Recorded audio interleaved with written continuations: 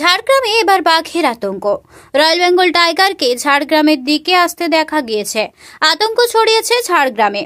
বন দপ্তর সূত্রে খবর, ওড়িশার শিমলিপাল অভয়ারণ্য থেকে কদিন আগে একটি রয়্যাল বেঙ্গল টাইগার বনাঞ্চল ধরে এগিয়ে ঝাড়খণ্ডের দিকে এসেছে। বাঘটি এবার ঝাড়খণ্ডে ঢুকে পড়েছে। সেখান থেকে যে গতিবিধি জানতে পারা গিয়েছে তাদের ঝাড়গ্রামের দিকে এগোচ্ছে, তাই আতঙ্ক ছড়িয়েছে ঝাড়গ্রাম জুড়ে। বন দপ্তরের আধিকারিকরা জানতে পেরেছেন বাঘটি স্ত্রী বাঘ। বন দপ্তরের তরফে জঙ্গলে একাধিক ট্র্যাপ ক্যামেরা রয়েছে। সেই ট্র্যাপ ক্যামেরার মধ্যে কিছু ধরা পড়ে কিনা তার জন্য ওত পেতে বসে আছেন বন দপ্তরের কর্মীরা। যদি প্রয়োজন হয় ড্রোন উড়িয়ে বাঘের অবস্থান দেখা হবে।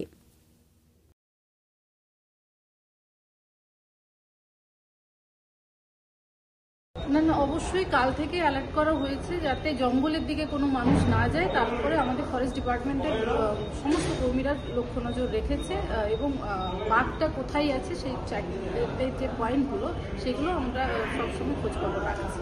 কাল থেকেই আমাদের সমস্ত অফিসাররা আছেন, আমাদের যারা কর্মীরা আছেন তারা সবাই আছেন এখানে।